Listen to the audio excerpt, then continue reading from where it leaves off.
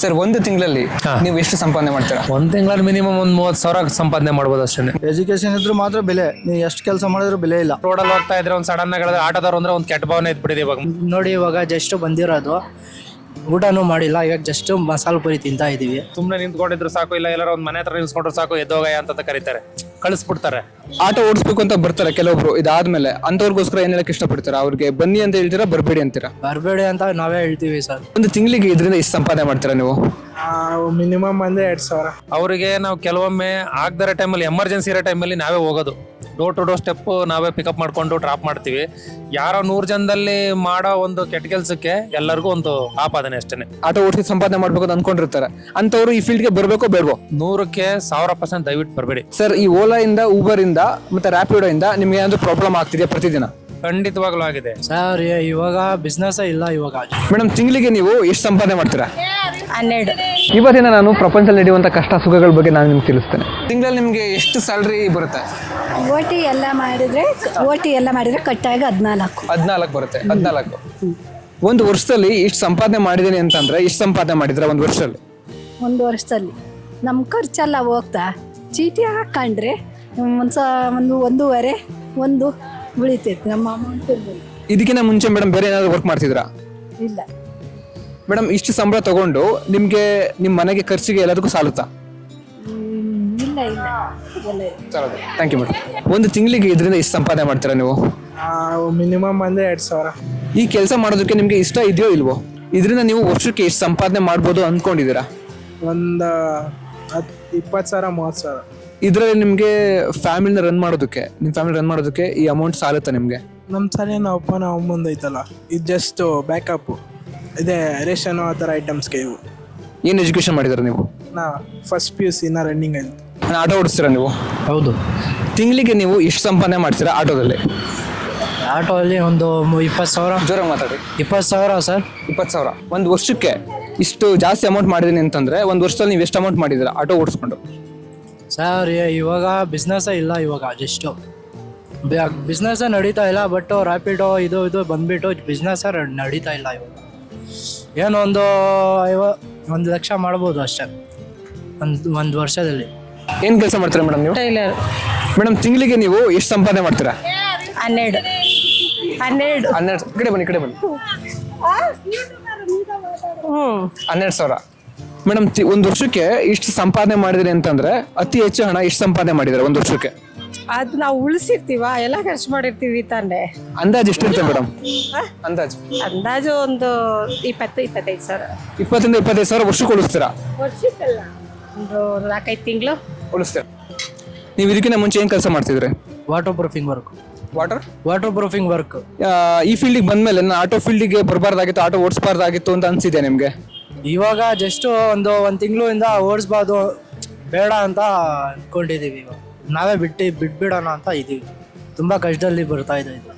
ಈ ರ್ಯಾಪಿಡೋ, ಯೂಬರ್ ಮತ್ತೆ ಓಲಾ ಇಂದ ನಿಮ್ಗೆ ಏನಾದ್ರು ಪ್ರಾಬ್ಲಮ್ ಆಗಿದೆಯಾ? ಹೌದು ಸರ್, ತುಂಬಾ ಪ್ರಾಬ್ಲಮ್ ಆಗ್ತಾ ಇದೆ.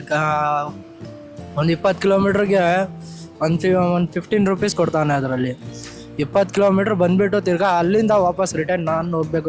ನೋಡಿ ಇವಾಗ ಜಸ್ಟ್ ಬಂದಿರೋದು, ಊಟನೂ ಮಾಡಿಲ್ಲ, ಇವಾಗ ಜಸ್ಟ್ ಮಸಾಲೆ ಪುರಿ ತಿಂತಾ ಇದ್ದೀವಿ.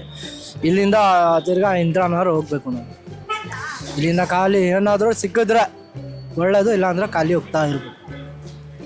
ಆಟೋ ಓಡಿಸ್ಬೇಕು ಅಂತ ಬರ್ತಾರೆ ಕೆಲವೊಬ್ರು, ಇದಾದ್ಮೇಲೆ ಅಂತವ್ರಿಗೋಸ್ಕರ ಏನ್ ಹೇಳಕ್ ಇಷ್ಟಪಡ್ತೀರಾ? ಅವ್ರಿಗೆ ಬನ್ನಿ ಅಂತ ಹೇಳ್ತೀರಾ, ಬರ್ಬೇಡಿ ಅಂತೀರಾ?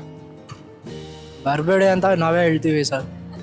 ನಾವೇ ಇಷ್ಟೊಂದು ನಮ್ಮ ರಿಲೇಷನ್ ಎಲ್ಲ ಹೇಳ್ತಾ ಇದ್ದೀವಿ, ಬೇಡ ಆಟೋ ಡಿಪಾರ್ಟ್ಮೆಂಟೇ ಬೇಡ, ಬೇರೆ ಏನಾದರೂ ಕೆಲಸ ನೋಡ್ಕೊಳ್ಳಿ ಅಂತ ಹೇಳ್ತಾ ಇದ್ದೀವಿ. ಒಂದು ವರ್ಷದಲ್ಲಿ ಇಷ್ಟೊಂದು ಹಣನ ಸಂಪಾದನೆ ಮಾಡಿದೀನಿ ಅನ್ನೋದಾದ್ರೆ ಒಂದು ವರ್ಷದಲ್ಲಿ ಎಷ್ಟು ಸಂಪಾದನೆ ಮಾಡಿದ್ದೀರಾ ನೀವು? ಒಂದು ವರ್ಷದಲ್ಲಿ ಒಂದು 3-4 ಲಕ್ಷ ಅಷ್ಟೇನೆ. ಎಲ್ಲ ಖರ್ಚು ಕಳೆದು ಊಟ ತಿಂಡಿ ಎಲ್ಲ ಕಳೆದ್ಬಿಟ್ಟು ಒಂದು 3-4 ಲಕ್ಷ. ಅದರಲ್ಲೂ ಕಮಿಟ್ಮೆಂಟ್ ಜಾಸ್ತಿ. ಸರ್, ಇದಕ್ಕಿಂತ ಮುಂಚೆ ನೀವು ಬೇರೆ ಏನಾದ್ರು ವರ್ಕ್ ಮಾಡ್ತಿದ್ದೀರಾ ಆಟೋ ಬಿಟ್ಟು? ಇಲ್ಲ, ನಮ್ದು ಕ್ಯಾಬ್ಸ್ ಎಲ್ಲ ಇದ್ದು. ಅವಾಗ ಕೊರೋನಾ ಟೈಮಲ್ಲಿ ಊರ್ ಕಡೆ ಹೊರಟೋದ್ವಿ.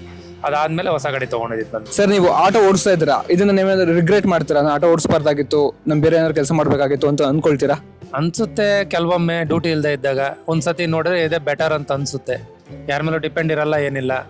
ಹಂಗಾಗಿ ಪರವಾಗಿಲ್ಲ. ಪ್ರತಿದಿನ ನೀವು ಆಟೋ ಓಡಿಸ್ಬೇಕಾದ್ರೆ ಏನೇನು ಕಷ್ಟಗಳು ಬರುತ್ತೆ ನಿಮ್ಗೆ? ಏನೇನು ಪ್ರಾಬ್ಲಮ್ಸ್ ಫೇಸ್ ಮಾಡ್ತೀರಾ? ಕಷ್ಟಗಳು ಅಂತಂದ್ರೆ ರೋಡಲ್ಲಿ ಹೋಗ್ತಾ ಇದ್ರೆ ಒಂದು ಸಡನ್ ಆಗಿ ಹೇಳಿದ್ರೆ ಆಟೋದವ್ರು ಅಂದ್ರೆ ಒಂದು ಕೆಟ್ಟ ಭಾವನೆ ಇದ್ಬಿಟ್ಟಿದೆ ಇವಾಗ. ಮುಂಚೆ ತರ ಆ ಥರ ಏನಿಲ್ಲ. ಸುಮ್ಮನೆ ನಿಂತ್ಕೊಂಡಿದ್ರು ಸಾಕು, ಇಲ್ಲ ಎಲ್ಲಾರ ಒಂದು ಮನೆ ಹತ್ರ ನಿಲ್ಸ್ಕೊಂಡ್ರು ಸಾಕು, ಎದ್ದೋಗಯ್ಯ ಅಂತ ಕರೀತಾರೆ, ಕಳಿಸ್ಬಿಡ್ತಾರೆ. ಹಂಗಾಗಿ ಏನು ಮಾಡೋಕ್ಕಾಗಲ್ಲ, ನಾವು ಅಡ್ಜಸ್ಟ್ ಮಾಡ್ಕೊಂಡು ಹೋಗ್ತಾ ಇರ್ಬೇಕಷ್ಟೇ. ಆಮೇಲೆ ಟ್ರಾಫಿಕ್ ಸಮಸ್ಯೆ, ಸಿಟಿ ಒಳಗಡೆ ಹೋದ್ರೆ ಒಂಥರ ಸಮಸ್ಯೆ, ಇಲ್ಲಿದ್ರೆ ಒಂಥರ ಸಮಸ್ಯೆ. ಡ್ಯೂಟಿ ಇಲ್ಲಿ ಲೋಕಲಾಗಿ ಇಲ್ಲಿ ಡ್ಯೂಟಿ ಮಾಡ್ತಾರೆ, ಡ್ಯೂಟೀಸ್ ಇರಲ್ಲ. ಸಿಟಿ ಒಳಗಡೆ ಹೋದ್ರೆ ಸ್ವಲ್ಪ ಪರವಾಗಿಲ್ಲ, ಟ್ರಾಫಿಕ್ ಸಮಸ್ಯೆ. ಸರ್ ನೀವು ತಿಂಗಳಿಗೆ ಎಷ್ಟು ಸಂಪಾದನೆ ಮಾಡ್ತೀರಾ? ತಿಂಗಳಿಗೆ ಒಂದು 20,000 15,000 ಚೆನ್ನಾಗಿ ಮಾಡಿದರೆ 20,000, ಇಲ್ಲಾಂದ್ರೆ 15,000 10,000 ಐತೆ. ಸರ್ ಒಂದು ವರ್ಷಕ್ಕೆ ಅತಿ ಹೆಚ್ಚು ಅಮೌಂಟ್ ಮಾಡಿದ್ದೀನಿ ಅಂತ ಅಂದ್ರೆ ಒಂದು ವರ್ಷಕ್ಕೆ ಎಷ್ಟು ಮಾಡಿದಿರಾ? 1 ಲಕ್ಷ ಮಾಡ್ಬೋದು. ಈ ಒಂದು ಪ್ರೊಫೆಷನ್ ಮಾಡೋದಕ್ಕಿಂತ ಮುಂಚೆ ಬೇರೆ ಏನಾದ್ರು ಕೆಲಸ ಮಾಡ್ತಾ ಇದ್ರಾ? ಹೌದು, ಮಾಡ್ತಾ ಇದ್ರಿ. ಹೌದು. ಸರ್ ಈ ಪ್ರೊಫೆಷನ್ನ ಮಾಡೋದಕ್ಕೆ ನಿಮ್ಗೆ ಇವಾಗ ಇಷ್ಟ ಇದೆಯೋ ಇಲ್ವೋ? ನಮಗೆ ಇಷ್ಟಪಟ್ಟು ಮಾಡ್ತಾ ಇದ್ದೀವಿ, ನಾವು ಬೇರೆದು ಮಾಡೋಕ್ಕಾಗಲ್ಲ. ಇದನ್ನು ಮಾಡಿದ್ರೆ ನಮಗೆ ಇಷ್ಟ ಇದ್ದರೆ ಮಾಡೋದು. ಸರ್ ಈ ಕೆಲಸ ಮಾಡ್ಬೇಕಾದ್ರೆ ನಿಮ್ಗೆ ಏನೇನು ಪ್ರಾಬ್ಲಮ್ಸ್ ಬರುತ್ತೆ ನಾರ್ಮಲ್ ಆಗಿ ಪ್ರತಿದಿನ? ಪ್ರತಿನಿತ್ಯ ಜಾಗ ಪ್ರಾಬ್ಲಮ್ ಬರುತ್ತೆ, ಮಳೆ ಪ್ರಾಬ್ಲಮ್ ಬರುತ್ತೆ, ತುಂಬ ಪ್ರಾಬ್ಲಮ್ ಇರುತ್ತೆ, ಧೂಳು ಇರುತ್ತೆ. ಹುಷಾರಿಲ್ಲ ಮಾಡೋಕ್ಕಾಗಲ್ಲ.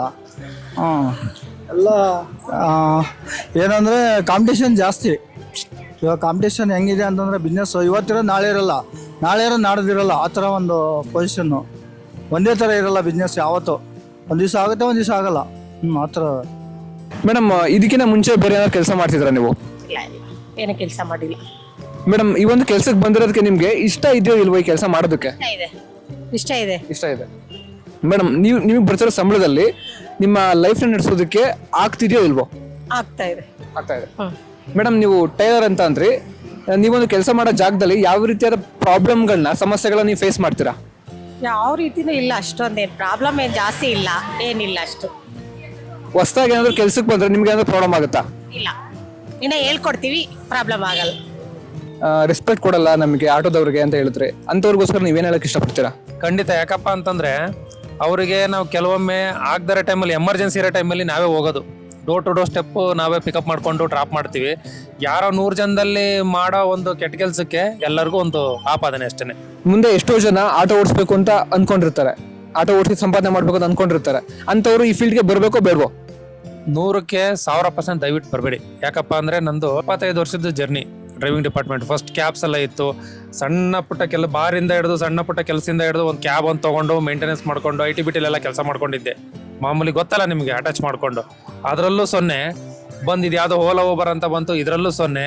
ಬಟ್ ಡ್ರೈವಿಂಗ್ ಅಂತ ಏನಿದೆ 0. ಯಾವುದೇ ಕಾರಣಕ್ಕೂ ಪ್ರಾಫಿಟ್ ಇಲ್ವೇ ಅಲ್ಲ. ಬೇರೆಯವ್ರು ಯಾರ ಜೊತೆಲಾದ್ರೂ ಹೋಗಿ ಒಂದು 15-20 ಸಾವಿರ ಕೆಲಸಕ್ಕೆ ಕೆಲಸ ಮಾಡೋದು ಬೆಟರ್, ಸಂಬಳಕ್ಕೆ ಬೆಟರ್. ಇದು 0. ಡ್ರೈವಿಂಗ್ ಡಿಪಾರ್ಟ್ಮೆಂಟಿಗೆ ಯಾರು ಬರಬೇಡಿ ಅಂತಾನೆ ಹೇಳ್ಬಿಡ್ತೀನಿ. ಸರ್ ಈ ಓಲಾ ಇಂದ, ಊಬರ್ ಇಂದ ಮತ್ತೆ ರ್ಯಾಪಿಡೋ ಇಂದ ನಿಮ್ಗೆ ಏನಾದ್ರು ಪ್ರಾಬ್ಲಮ್ ಆಗ್ತಿದೆಯಾ ಪ್ರತಿದಿನ? ಖಂಡಿತವಾಗ್ಲೂ ಆಗಿದೆ. ಇಲ್ಲೇ ಒಂದು ರೇಟ್ ತೋರಿಸ್ತಾನೆ, ಆಮೇಲೆ ಇನ್ನೊಂದು ರೇಟ್ ತೋರಿಸ್ತಾನೆ. ಯಾವುದೇ ಕಾರಣಕ್ಕೂ ಇದರಿಂದ ನಮಗೆ ಮೈನಸ್ಸೇ ಹೊರತು ಪ್ಲಸ್ ಯಾವುದೇ ಇರಲಿಲ್ಲ. ಯಾವುದೇ ರೀತಿ ಪ್ಲಸ್ ಇಲ್ಲ ಈ ಡಿಪಾರ್ಟ್ಮೆಂಟಲ್ಲಿ. ಪೊಸಿಷನ್ ಇದೆ. ಜಾಗದ ಪ್ರಾಬ್ಲಮ್ ಅಂತ ಅಂದ್ರೆ ಇಲ್ಲಿ ಈ ತರ ನೀವು ಅಂಗಡಿಗಳನ್ನ ಹಾಕೊಂಡಾಗ ಯಾರಾದ್ರೂ ಬಂದು ನಿಮ್ಗೆ ತೊಂದರೆ ಮಾಡ್ತಾರ? ತೊಂದರೆ ಅಂದರೆ ಯಾರು ಗಾಡಿ ಹಾಕಿರ್ತಾರೆ, ಇನ್ನೊಬ್ರು ಯಾರೋ ಬಂದು ಹಾಕೊಂಡಿರ್ತಾರೆ, ಆ ಥರ ಪ್ರಾಬ್ಲಮ್ಗಳು ಇರ್ತವೆ. ಇದ್ದೇ ಇರುತ್ತೆ, ಅದು ಏನೋ ಮಾಡೋಕ್ಕಾಗಲ್ಲ ಅಂತ. ಇದಾದ್ಮೇಲೆ ಇದೇ ಪ್ರೊಫೆಷನ್ ಕಂಟಿನ್ಯೂ ಮಾಡ್ತೀರಾ ಅಥವಾ ಚೇಂಜ್ ಮಾಡ್ತೀರಾ? ಜಾಗನ ಈ ಒಂದು ಕೆಲಸನ ಕೆಲಸ ನಮಗೆ ಇನ್ಬಿಟ್ರೆ ಗೊತ್ತಿಲ್ಲ, ಬೇರೆ ಗೊತ್ತಿಲ್ಲ ಸದ್ಯಕ್ಕೆ. ಇದೇ ಕೆಲಸ ನಮ್ಮದು ಪರ್ಮನೆಂಟಾಗಿ ಮಾಡ್ತಾ ಇದ್ದೀವಿ. ಇವಾಗ ನಾವು ಒಂದು 12 ವರ್ಷ ಒಂದು FFI ಕಂಪ್ನಿಯಲ್ಲಿ ಮಾಡಿದೆ. 12 ವರ್ಷ ಮಾಡಿದ್ದು, ಅದು ಕ್ಲೋಸ್ ಆಯಿತು. ಅದಕ್ಕೆ ನಮಗೆ ಎಜುಕೇಷನ್ ಇಲ್ಲ. ಮೇನು ಎಜುಕೇಷನ್ ಇಲ್ಲಕ್ಕೆ ನಾವು ಇದು ಮಾಡ್ತಾ ಇದ್ದೀವಿ. ಸೊ ನೀವು ಒಂದು ಕಂಪ್ನಿ ವರ್ಕ್ ಮಾಡ್ತಿದ್ರಿ, ಅದು ಕ್ಲೋಸ್ ಆಯಿತು. ಆ ಕ್ಲೋಸ್ ಆಗಿದ್ದ ಕಾರಣದಿಂದ ಈ ಒಂದು ಪ್ರೊಫೆಷನ್ಗೆ ನೀವು ಬಂದ್ರಿ? ಹೌದು, ನಿಜವಲ್ಲೂ ಅದೇ ಕಾರಣ. ಇವಾಗ ಬೇರೆ ಕಂಪ್ನಿಗೆ ಹೋಗ್ಬೇಕು ಅಂದರೆ ಎಜುಕೇಷನ್ ಕೇಳ್ತಾರೆ. ಆಮೇಲೆ ಅಲ್ಲಿ ಎಜುಕೇಷನ್ ನಮ್ದು ಏನಿಲ್ಲ. ಕೆಲಸ ಮಾಡ್ತೀನಿ ಅಂದರೆ ಯಾರೂ ಒಪ್ಪಲ್ಲ. ಎಜುಕೇಷನ್ ಇದ್ರೂ ಮಾತ್ರ ಬೆಲೆ. ನೀವು ಎಷ್ಟು ಕೆಲಸ ಮಾಡಿದ್ರೂ ಬೆಲೆ ಇಲ್ಲ. ಒಂದು ಪೇಪರ್ಸ್ ಇರಬೇಕು, ಅದಿದ್ರ ಬೆಲೆ. ಯಾರಾದರೂ ಈ ಪ್ರೊಫೆಷನ್ಗೆ ಬರ್ತೀನಿ ಅಂತಂದ್ರೆ ನೀವು ಏನು ಹೇಳ್ತೀರಾ ಅವ್ರಿಗೆ? ಬನ್ನಿ ಅಂತೀರಾ, ಬೇಡ ಅಂತೀರಾ?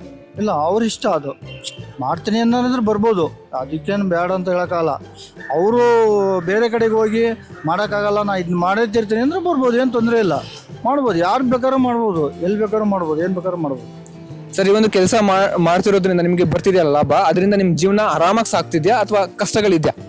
ಇಲ್ಲ, ಒಂದು ಟೈಮು ಆರಾಮಾಗಿರುತ್ತೆ, ಒಂದು ಟೈಮ್ ಕಷ್ಟ ಇರುತ್ತೆ. ಒಂದು ವಾರ ಗಂಟಲೆ ಮಳೆ ಹಿಡಿತು ಅಂದರೆ ನಮಗೆ ಕಷ್ಟ ಆಗುತ್ತೆ. ಆಮ್ಯಾಗ ಒಂದು ವಾರ ಗಂಟಲೆ ಬಿಸ್ನೆಸ್ ಇರೋಲ್ಲ. ಯಾವ ಟೈಮ್ ಅಂತಂದರೆ ಈ ಪೇಮೆಂಟ್ ಟೈಮಲ್ಲಿ ಸ್ವಲ್ಪ ಬಿಸ್ನೆಸ್ ಆಗುತ್ತೆ. ಆಮೇಲೆ 20 ಮೇಲೆ ಸ್ವಲ್ಪ ಕಮ್ಮಿ ಆಗುತ್ತೆ, ಅವಾಗ ಸ್ವಲ್ಪ ಕಷ್ಟ ಆಗುತ್ತೆ. Thank you sir.